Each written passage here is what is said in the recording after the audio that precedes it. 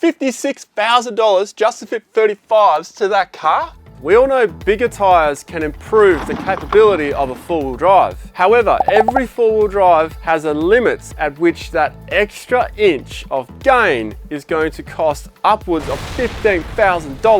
Bodywork alterations, rear gear and differentials, diff drop kits, upper control arms, radius arms, suspension kits, body mount chops, engine tuning, rear wheel carrier, offset rims, just to fit the tyres. Oh,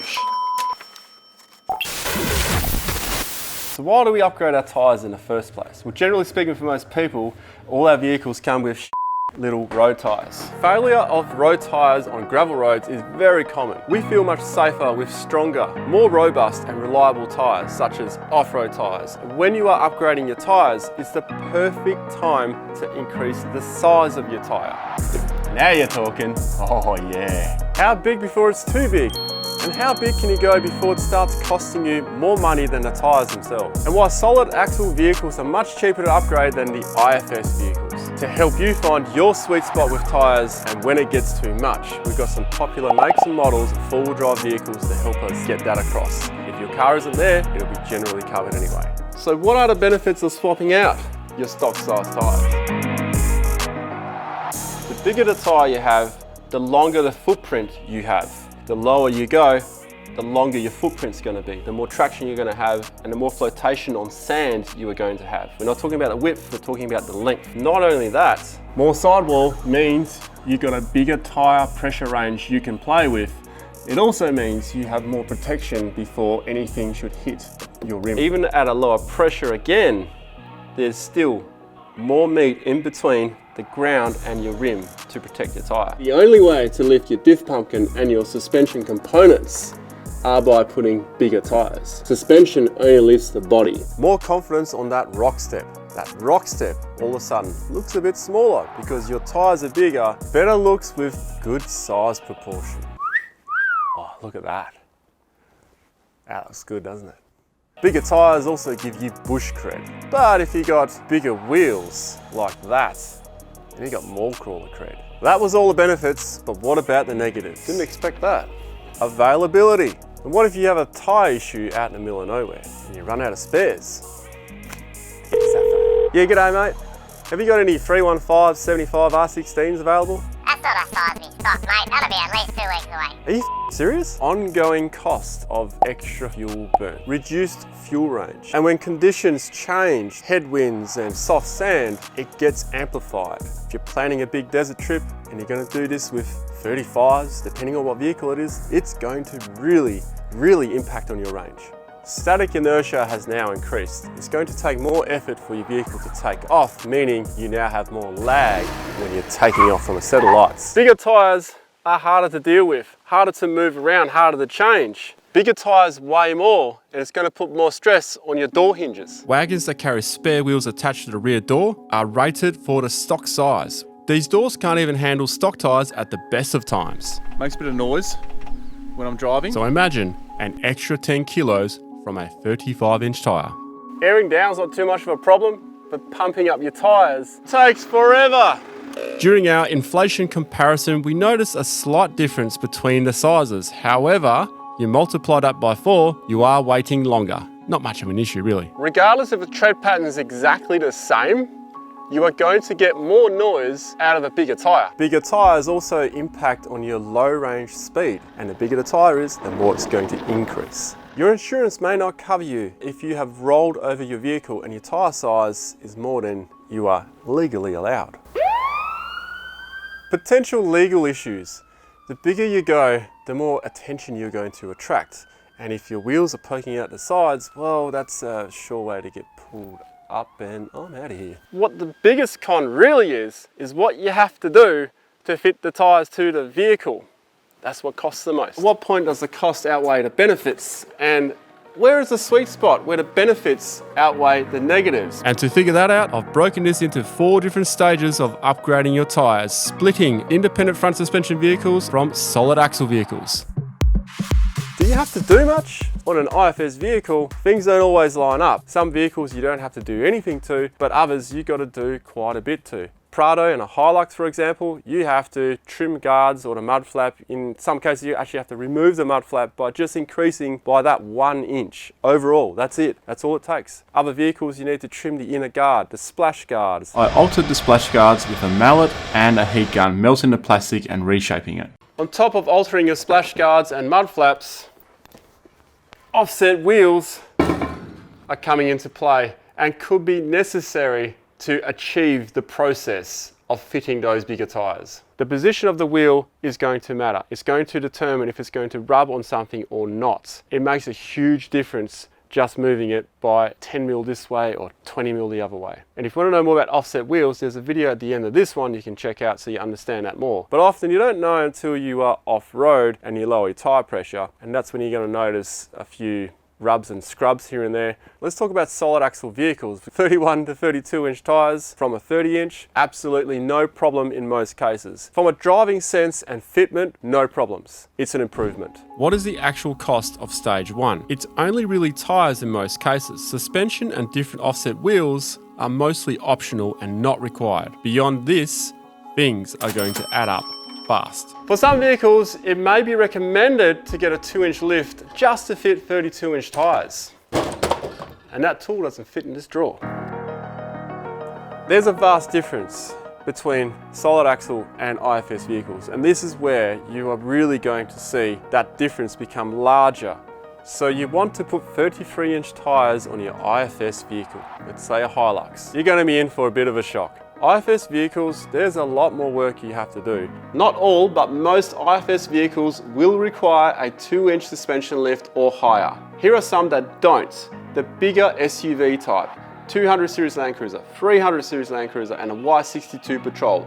All they require is a little bit of trimming, very much like the solid axle vehicles. However, the other IFS vehicles are going to need more than just a lift. Adjustable upper control arms, also known as UCAs. They are usually not part of a suspension kit unless you specify for them. The upper control arm is a vital part of the system that can assist you in getting your wheel where you need it. And you combine that with an offset wheel, which you've already spoken about, you will likely get a really good placement of that wheel, which will mitigate a lot of the trimming and cutting and slashing and remolding. My N80 Hilux had a 2-inch lift and some upper control arms. They were necessary for me to be able to fit the 33s. This is what people chop off. Why? Because of this. A body mount chop is exactly what it sounds like. You cut into the body mount, remove a piece to make it narrower, and put another piece in. This allows for full steering lock when you're off-road in particular. And to do the body mount chop, you're altering the chassis, you're altering the body mount. You need to get someone who can legally do it and give you a valid plate so it's certified. Because if you don't get that certified and you get pulled up and you have to go over the pits, you can't undo a body chop.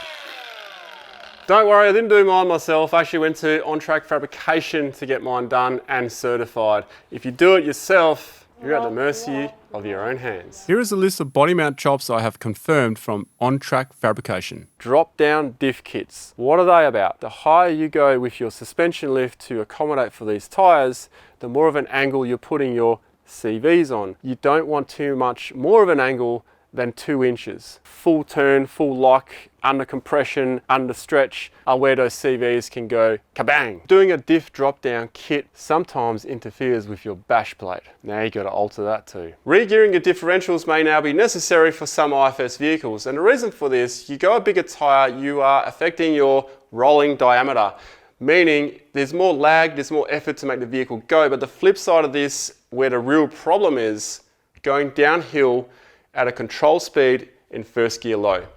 You are now going to be rolling slightly faster, but maybe too fast, depending on your vehicle. Changing your ratios within your diff can make up for the bigger wheel. That's a significant jump in cost and also effort, and doing this on a budget, I wouldn't recommend. The stuff you have to do just to get that extra inch. Is it worth all the extra money you got to spend to fit those tyres? With solid axle vehicles, what does it take to fit 33-inch tyres to them? Not much at all. 76 series, all I have to do is chop out a bit of the front bumper. That is all. No lift kit, No offset wheels. Done. I know there's a lot of Toyota in this video. Nissan Patrols, same situation. You don't have to do much at all. In fact, you don't have to do anything. Not for 33s. With solid axle vehicles, just the tyres. That's it. Most of the other stuff is optional. It's not really required, not even suspension. Fuel is a minor dent in the pocket. Fuel economy wise for myself, 1 litre per 100 is all it has increased. 33-inch tyres. It's the ideal touring size for a solid axle vehicle. IFS vehicles have definitely left the building when it comes to practical tourers, normal everyday drivers.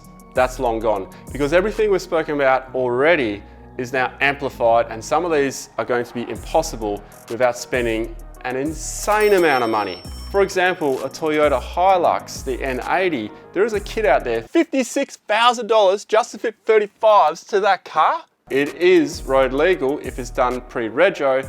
However, the labour's not factored in, so you're probably looking at about the price of the vehicle to get that done. Would you pay $56,000 just to fit 35-inch tyres to a car? That's how insane this is now for IFS vehicles. But there is an exception for some vehicles. The 200 series Land Cruiser, body mount chop and a mild lift, bit of trimming, that'll fit 35s and actually drive pretty good on them. A Y62, a bit of trimming, that's it. The 300 series Land Cruiser, lift the front end to level out the vehicle and it'll fit 35s after a bit of trimming. So there are some exceptions. Most dual cab utes, SUVs that are smaller than the bigger Land Cruisers and the Patrols, it's kind of a waste of money in my view, a waste of time. You're robbing your vehicle from reliability, power, drivability and capability off-road. A lot of these vehicles, IFS, that have 35-inch tyres and all this work done to them, I doubt you will ever see them proper off-road out in the bush. So we are entering show cars, mall crawlers, that kind of thing. This is where things get real very quickly. The biggest cost driver to fit 35s on most IFS vehicles is the complete change of suspension dynamics. This is venturing into custom work, considering stepping down just that one size in tyre could save you a fortune. I'm not saying don't do it, but just be mindful. There's your shopping list. That's what you need to do to make this actually work. If you want a vehicle that can handle 35s well and not cost you an arm and a leg, solid axle vehicles. With solid axle vehicles like this one here, it's still on 33-inch tyres, it's still on a stock lift. Now most people who are going to travel are going to lift this vehicle anyway, but you would only likely lift it to about a 2-inch and you would get just a run-of-the-mill kit because you don't need all the extra stuff. However, putting 35s on this vehicle, it's going to change a lot of stuff, like this. This vehicle has the recommended kit installed, almost like a bare minimum recommended.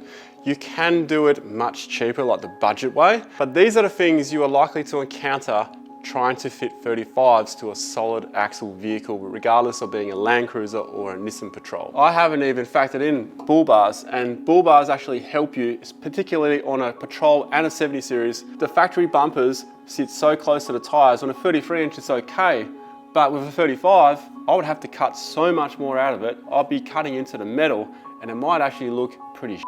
These arms now come into play. Why? Because of this. On a solid axle vehicle, the radius arm locates the differential and it's attached to the chassis back here. Where it's located at the moment is a perfect place, a mild tyre upgrade. However, when you go up to 35s, things are going to change. This radius arm is on the Troopy, purposely made to relocate the differential forward. And getting this right is important so that your 35-inch tyres will actually work with your vehicle. Otherwise, they're just going to hit everything and you have to do a lot more trimming. This is the recommended way. You can do it the cheap way. That's using offset bushes. However, these can be problematic and I've experienced heaps of problems with these in the past. Offset bushes tend to flog out on corrugated roads and when you're actually articulating your vehicle and you're putting it through a hard time on some proper full driving tracks. If you're not doing any of that, you can just get away with these. What you're looking at right now is a radius arm on a Nissan Patrol GU. It's been completely relocated to allow for these bigger tyres, but also to increase the flex because those cars actually flex, unlike a 70. Unfortunately with wagons, however, they don't really like having a 35-inch tyre hanging off the back. That's a lot of extra weight coming from a 30 or 31-inch and you're going all the way up to 35. The doors are going to start squeaking and they're going to go out of alignment. GU Patrol, GQ Patrol, 200 series, 76 series, Troopy, you're likely going to need a rear bar. Add that to the bill. Tuning a vehicle is also a necessity depending on how big you go with the tyres. You're robbing that vehicle from power. Depending on which vehicle we're talking about here, you may need to do all kinds of other things in order for this to work. For example, if it's a manual vehicle and if it's a Toyota, you're going to need to upgrade that clutch as well. And then while you're doing that, you're probably going to get sold a works burger. Solid axle vehicle owners, finally time to pull the credit card out. You can do it cheap or the recommended reliable way, or you can spend as much as you like. This vehicle would actually be more capable and better off on 33-inch tyres, considering if you're trying to get them out bush. That's not a size we stock, mate. I'm losing a lot of range by putting 35s on it. However, some of the stuff I do, I can kind of justify having 35s, but to be completely honest, 33s would actually be a better option. We get lost in the looks. Leaving 35s behind and moving over to the 37 to 40-inch. This is a 40-inch tyre. Look how ridiculously huge this is. We have left any reasonable full driving, touring, daily driving, all that stuff behind. This is comp truck. It's this style of driving. To roll something like this affordable, you're going to need a GU Patrol or a GQ Patrol or something like that, and then really throw some DIY and some mods at it. But it definitely won't be road legal. So bringing this back down to the ground again, what is the ideal touring size for an IFS or a solid axle vehicle? Speaking of the ideal tourer, what would you prefer? 33s and a 2-inch lift without spending all that extra money, or 35s and a 3-inch lift? That's a question I have for you. Bigger tyres equals more fuel.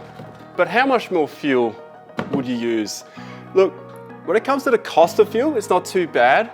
If you are burning an extra 2 litres per 100 kilometres, it would take 100,000 kilometres before you would really see much of a difference. And that difference would be $4,000.